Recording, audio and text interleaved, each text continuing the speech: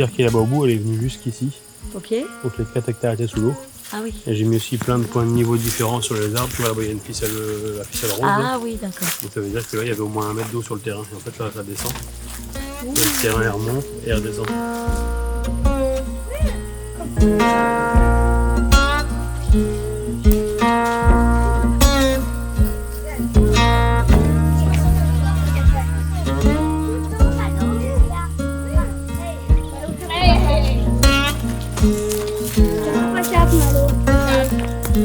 Tu vois la maison où t'avais peur, tu dois aller 30 secondes à l'intérieur.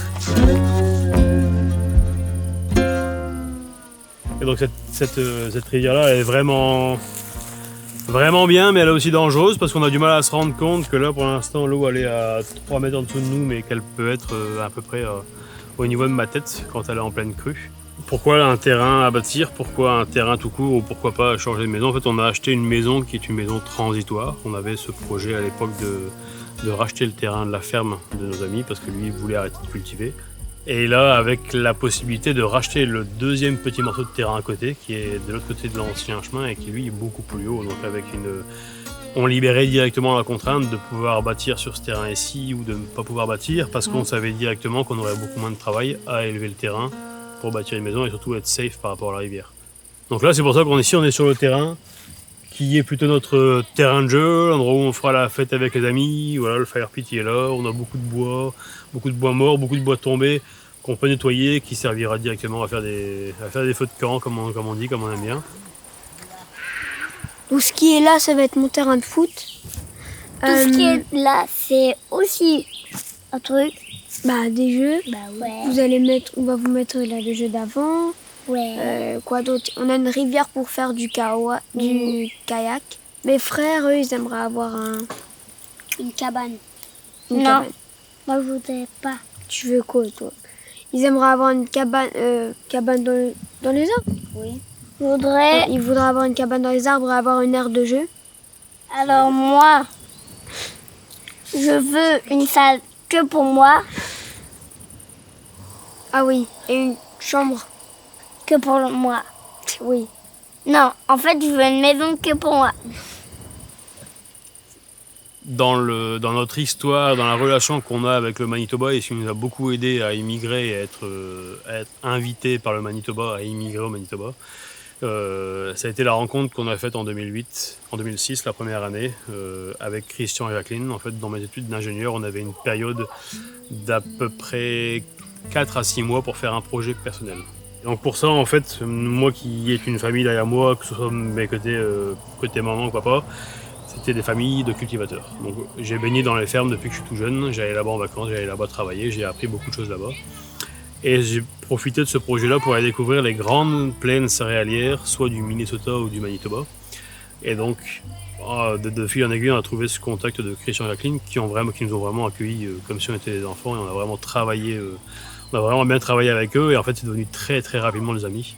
Et on a été comme aimantés avec le terrain, avec la communauté ici de Saint-Pierre-Joli.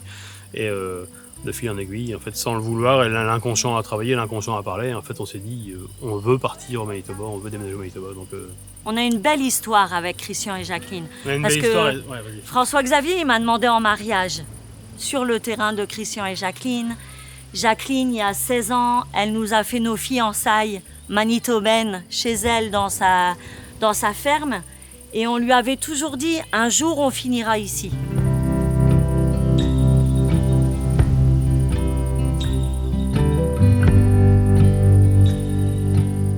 Ils se sont fiancés ici. On a une petite cabane à notre étang, là. Et puis, ils se sont fiancés le jour de notre anniversaire de mariage. Alors, c'était très, très, très spécial. Ça a toujours été spécial. Ils ont toujours été spéciaux, ces deux-là. On est vraiment chanceux de les avoir parce que il aurait pu déménager ailleurs. Mais le destin. On est content qu'ils sont ici avec nous. Puis il a tombé en amour avec tout. Même il a planté un pommier ici, puis il dit « Je reviens au Canada ». Finalement, son rêve est réalisé. Puis que je n'ai pas de fille, puis elle non plus, ça fait qu'on se tient en contact beaucoup. On a du plaisir ensemble, on a beaucoup de plaisir ensemble. Son travail aussi qu'elle va faire là, avec les enfants, tout ça, vraiment doué. C'est 2 personnes vraiment douées avec beaucoup de talent de toutes sortes de choses. Toutes sortes de choses, oui. Alors à partir du 28 août 2023, là, je suis embauchée à la FPFM, la Fédération de parents franco-manitobains, où je vais être agent de projet Petite Enfance en Santé pour détecter les enfants à particularité et présentant un handicap.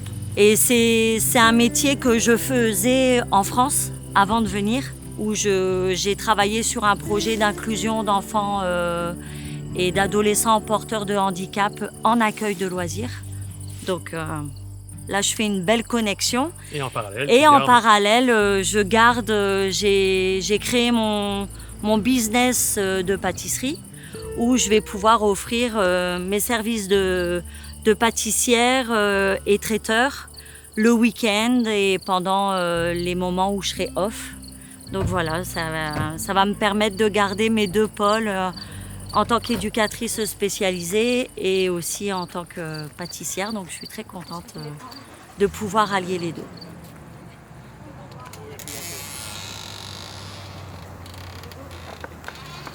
Allô? Ça va, Sam? Oui, ça va. Ouais? Vous voulez des beignets? Chacun un beignet? Ah non, c'est les mêmes. 3 beignes.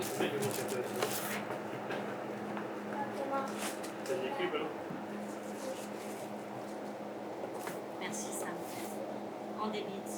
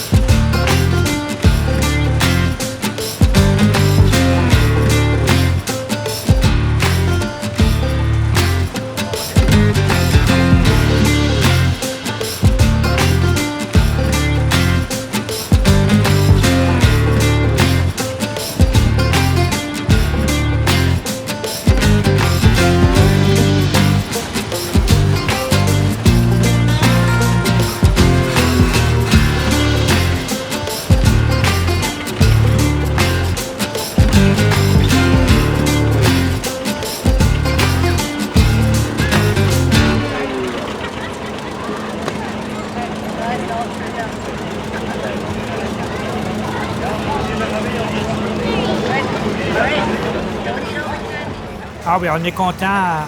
Une grosse famille, une famille qu'on aime bien. Puis François, il marche très bien dans notre endroit. J'espère que ça va bien marcher, je suis certain. Puis on se rencontre souvent avec François et il aime ça qu'une famille de là-bas vienne ici. Puis on s'arrange très bien, puis on se rencontre souvent. Toute la famille, on aime ça, ouais. C'est excellent.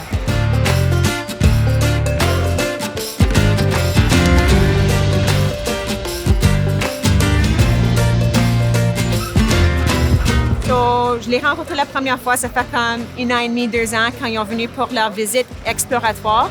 Mes voisins les connaissent François pour plusieurs années. Moi, j'ai des enfants de même âge, alors ils m'ont invité à venir et moi, je parle français. Alors, mes enfants sont français, les garçons et mes filles ont joué ensemble avec d'autres amis sur la rue. Elle est tellement gentille et généreuse. Même ici, elle m'a emporté un petit cadeau. Elle était en France. J'ai oublié un petit cadeau de France. Elle est juste tellement généreuse. Elle a fait des gâteaux pour mes filles. Elle fait des gâteaux, puis sur les fêtes de mes filles, elle apporte des crêpes et des gâteaux toujours.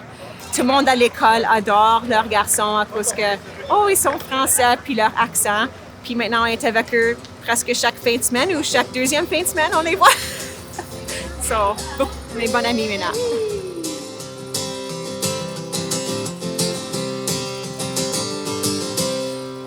That's right.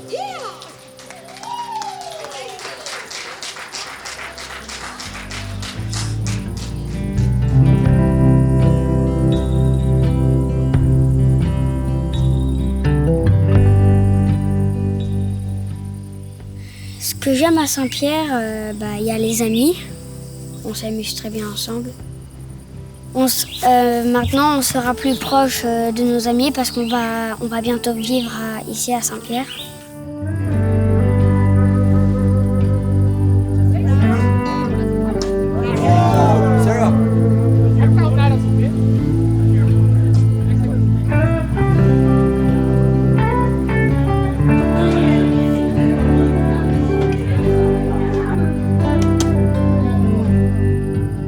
Christian et Jacqueline, Luc et Joël et nos amis, Michel, Nathalie, Rachel, enfin tous les gens que l'on connaît maintenant, nous ont vraiment aidés à nous sentir comme chez nous. Et c'est ça qui est bien dans la ruralité. C'est pour ça qu'on a choisi aussi la campagne et la ruralité, parce qu'on se sent comme chez nous. Et ils disent même, on est votre nouvelle famille du Canada en fait. Nos Donc, enfants, si à quoi que ce soit, dites-le, nos enfants les appellent ma tante, mon oncle, mes mères Joël. C'est magique. C'était rêvé pour nous. C'était vraiment rêvé.